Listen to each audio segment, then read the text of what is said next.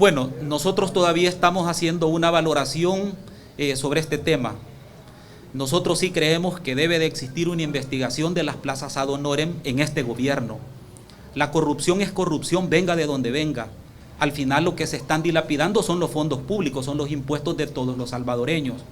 Existe información suficiente que ya ha determinado de que hay funcionarios de este gobierno que sí han recibido sobresueldos, que el sueldo que reciben de acuerdo a la ley de salarios es diferente a lo que a ellos les ingresa y lo que el gobierno les está pagando. En ese sentido creo que sería sano por parte de este gobierno de que también se incluyeran este tipo de investigaciones. Nosotros en su momento vamos a dar a conocer la persona que va a formar parte de la comisión, porque sí creemos que es importante que todo acto de corrupción sea investigado, pero de manera imparcial, de manera objetiva, de manera que arroje una situación positiva para los salvadoreños y que no se convierta esto en un show político o en una venganza política. Porque cuando ellos no aceptan investigar las plazas ad honorem que también han recibido sobresueldos, lo que nos parece es que quieren buscar venganza. Lo que pasa es que quieren atacar a la oposición, a los que ya fueron gobierno, pero no quieren atacar su propia corrupción. En ese sentido creo que el mensaje que se le da al pueblo salvadoreño con esta actitud es errónea. Por lo tanto, nosotros en su momento vamos a informar sobre la persona que va a conformar esta comisión. Diputado, ¿qué opina que algunos legisladores que incluso ya se mencionaron que van a formar parte de esta comisión con el Partido Nuevas Ideas ya han adelantado criterio e incluso han mencionado el nombre de Margarita Escobar, diputada de Arena, que se ha visto involucrada en este tema? Mira, nosotros esperamos que precisamente este tipo de situaciones no se dé, porque cuando ellos adelantan criterios y determinan quiénes van a ser investigados y quiénes no, desde ese momento pierde objetividad y seriedad la comisión especial. Es decir, quizás la poca experiencia legislativa que ellos tienen les hace caer en estos errores de principiantes, pero descalifican la seriedad con la que la comisión debe de actuar. Si van a investigar, investiguen a todos. Pero cuando ellos se centran en nombres, nosotros, por ejemplo, en su momento vamos a pedir que también se investiguen personas vinculadas a otros partidos políticos. Y eso lo vamos a hacer en su momento. ¿Por qué? Porque muy probablemente también hayan personas vinculadas a otros partidos, incluso quizás hasta diputados, que deben de ser llamados a esta comisión. Tal vez porque recibieron dinero de casa presidencial, tal vez porque recibieron sobresueldo. Lo que sí es cierto es que las redes sociales y el pueblo lo dicen.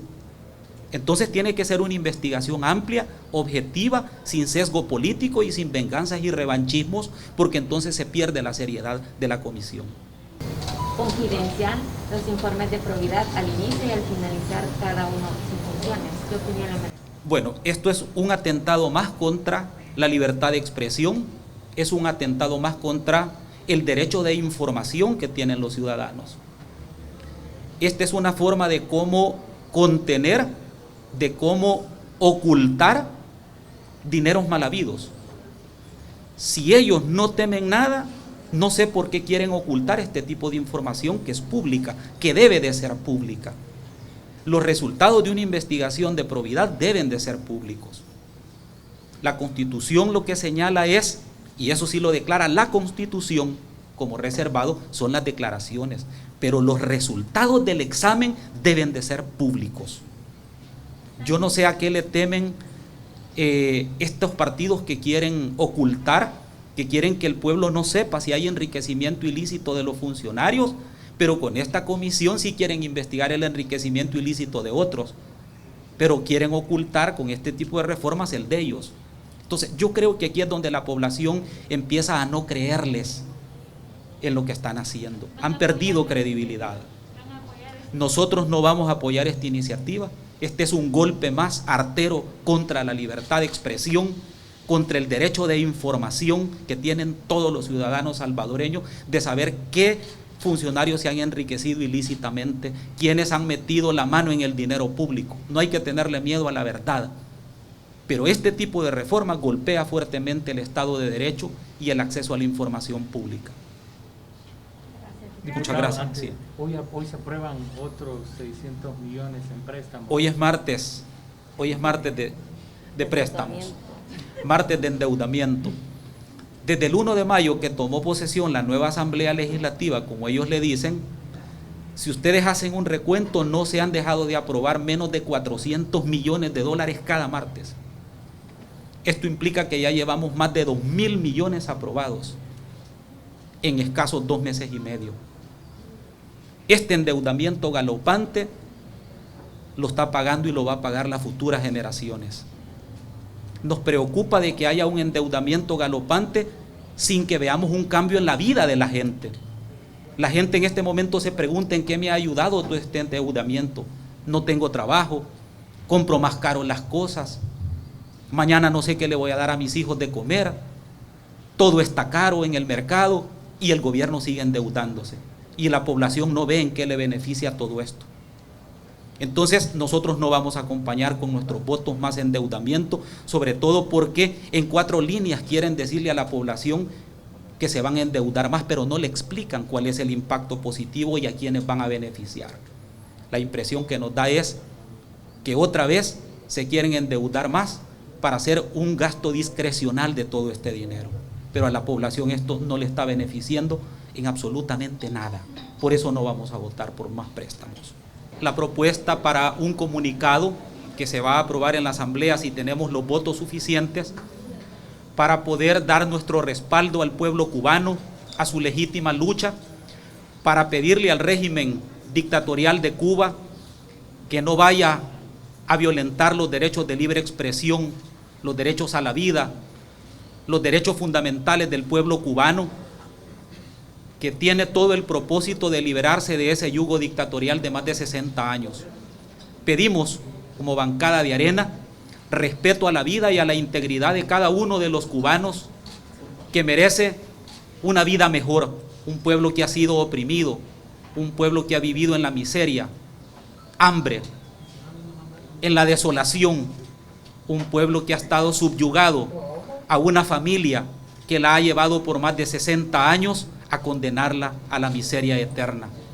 Por eso queremos pedirle al régimen dictatorial de Cuba que respete los derechos del pueblo, su derecho a expresarse y que sobre todo respete los derechos de los presos políticos, habida cuenta que en estas últimas horas más de 200 personas han sido encarceladas, más de 200 personas han sido mutiladas en sus derechos fundamentales. Por eso esta mañana le vamos a pedir a todas las bancadas legislativas que no estén de acuerdo con este régimen dictatorial, que demuestren esa vocación democrática aprobando este comunicado que vamos a presentar como fracción legislativa. Escuchamos sus preguntas. Diputada, nosotros queremos conocer primero su opinión con respecto a un decreto transitorio que presentó esta mañana el ministro de Salud. En el decreto básicamente se dice que por 90 días se va a suspender las actividades tanto públicas como privadas que tengan que ver con aglomeraciones, eventos deportivos, fiestas patronales, también habla sobre conciertos, pero no especifica, por ejemplo, el tema de las escuelas, del transporte público, y también conocer si ustedes apoyarían esta medida, porque no se habla, no se dio más profundidad en sí de qué contenía el decreto y cuántas restricciones tendría. Las mismas dudas que ustedes tienen sobre este tema las tenemos nosotros también, porque cuando se trata de restringir derechos fundamentales como es la movilidad, como es el libre tránsito y otro tipo de derechos, la Sala de lo Constitucional ha dicho que deben de especificarse cuáles son los límites y alcances de estas medidas. Por ejemplo, en el decreto que han presentado se habla de no hacer eventos deportivos, pero no habla de eventos sociales, no habla de qué número de personas. Ese tipo de límites y alcances cuando se trata de limitar derechos fundamentales deben de ser establecidos. Igualmente nos preocupa que en el decreto se le da una discrecionalidad total a las autoridades, porque son ellas las que determinarían en último momento a quién sancionan y a quién no. Entonces nos parece que la medida en primer lugar es buena porque trataría de frenar la ola de contagios, trataría un poco de frenar y de contener, digamos, las medidas que se están dando de manera inescrupulosa y que son propicias para el contagio.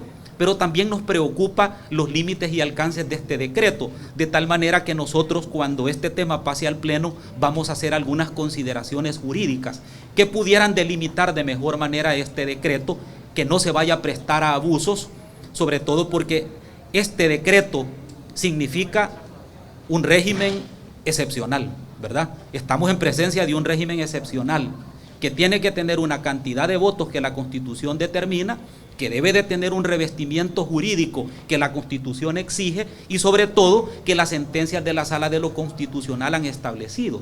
En ese sentido, nosotros vemos en primer momento que es positivo que se tomen estas medidas, digamos, para contener el contagio masivo, pero también nos preocupa la discrecionalidad con la que las autoridades pueden actuar y por eso vamos a hacer nuestras propias valoraciones en el Pleno a la hora de discutir este tema.